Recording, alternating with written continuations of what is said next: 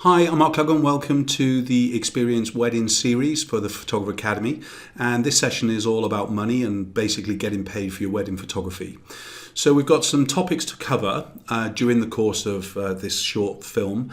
And the first one would be, should I be paid for my wedding photography?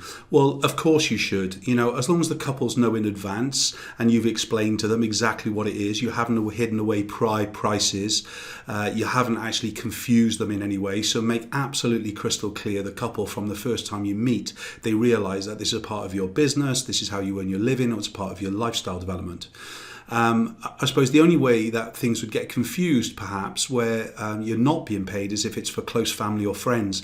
And if they've gone off and told their family and friends that you did them a favour, you do weddings on the side, there might be a complete confusion of what's going on.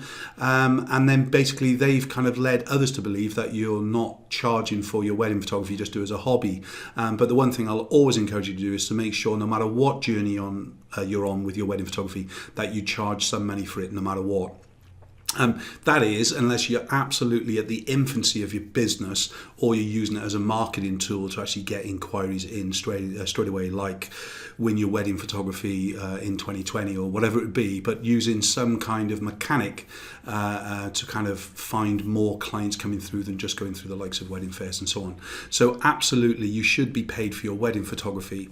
How much should you be paid for your photography is a different discussion altogether, of course, and this is obviously just down to you, your arrogance, experience, your confidence, and really the kind of the lifestyle that you're looking to live as well. So I would always encourage you to have a variety of packages and make sure that you either include your service or you charge for a service separate to the kind of the packages that include product.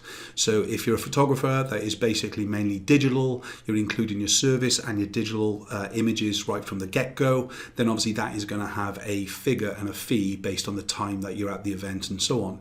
Whereas if you're going to include bundles as an extra or inclusive to the time, then you obviously need to make that crystal clear from the beginning so the couple fully understand that as well. So absolutely make sure that you know, or the couples know, that this is a part of how you earn your living. That's the key thing.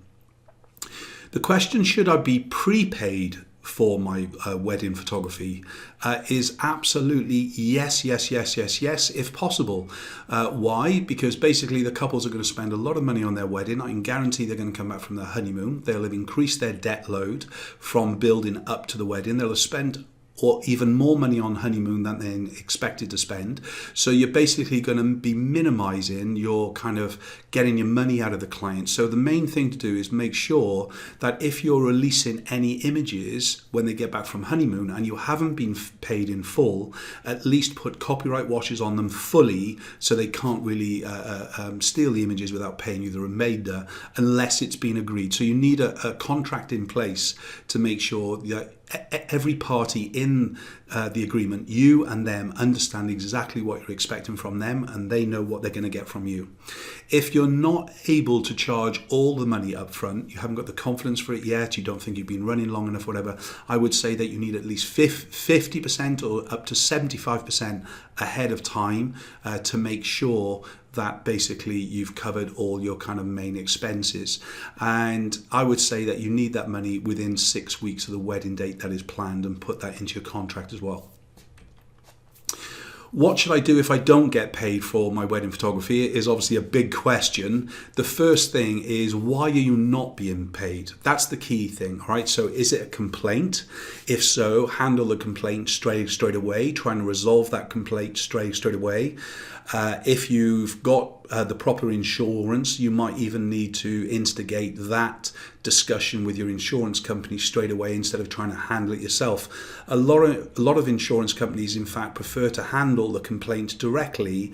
It probably won't affect your premium next year. It's only if you have many complaints, you'll either have your insurance not renewed at the end, or it's going to be hiked up in price. But realistically, if it's through complaints, you're not doing your job well, or you've oversold yourself yourself, you've undershot the wedding, and there's reasons. Or if you've promised to do X, Y, and Z, and you've only done X and Y, then of course the complaint is going to be upheld. So if you're not being paid for any reason after the wedding day or before the wedding day is more worrying. So after the wedding day, if you've only taken the 50 to 75%, obviously you need the remainder straight away as soon as you can. For what reason? If they're asking for money back, that's usually going to be from a complaint and things. If you've only taken the 50 to 75% of the kind of the fee prior to the wedding, as I've already said, you could be facing not getting paid because they've got no money left, and that's because they've overspent. And then you've got to play the hardball game of not releasing the photographs until obviously your money is paid. But it all belongs to kind of that contract that you should have had in place at the beginning. Another problem will be for you if you've not been in contact with them or they're failing to get in contact with you. So the key things is, if you're not getting paid for your photographs, you're still an outstanding balance.